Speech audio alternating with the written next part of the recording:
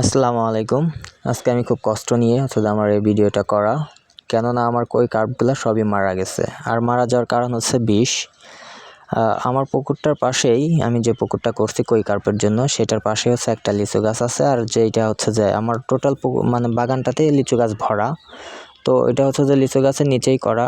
তো হচ্ছে লিচু গাছটাতে এত পরিমাণে লিচু আসছে যে হচ্ছে যে ওই গাছটাতে বিষ দিতে হচ্ছে, কীটনাশক, অর্থাৎ পোকা মারার জন্য, যার জন্য লিচুতে পোকা না অ্যাটাক করে, সেই জন্যই আর কি।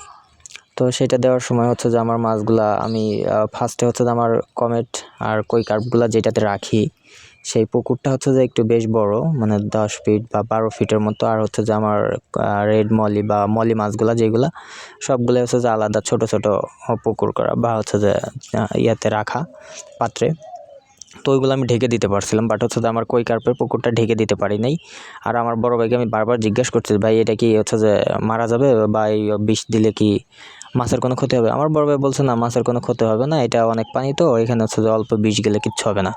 তো যাই হোক, ওর যথারত ও হচ্ছে যে বিষ দিয়ে যাচ্ছে গাছে। তো গাছের থেকে টুপুস টুপুস করে পড়তেছিল বৃষ্টি ফোটার মতো। তো আমি খেয়াল করতেছিলাম, তো পরবর্তীতে ভাবছিলাম না, মাছগুলো মানে মারাই যাইতে পারে, সম্ভাবনা আছে। তো আমি আরবার জিজ্ঞেস করি, বলে না, যাবে না। তো সে কনফিডেন্সলি বলতেছে যাবে না, সেই জন্য আমি বিশ্বাস করে আর কিছু করি নাই, ঢাকিও নেই বা হচ্ছে যে সরাই না মাছগুলা। তো তারপর হচ্ছে যে এইভাবে বিষটা দেওয়ার কারণে আমার মাছগুলা দেখি যে একটু পরে উল্টা করতেছে। তো বুঝতে পারলাম যে এখন এগুলা আসলে বিষের রিয়াকশন। তো হচ্ছে বোঝার পরে আমি হচ্ছে যে আর কি করব, যাই হোক মাছগুলা মারা গেছে। তো সবাই দোয়া করবেন আর সাবধান থাকবেন।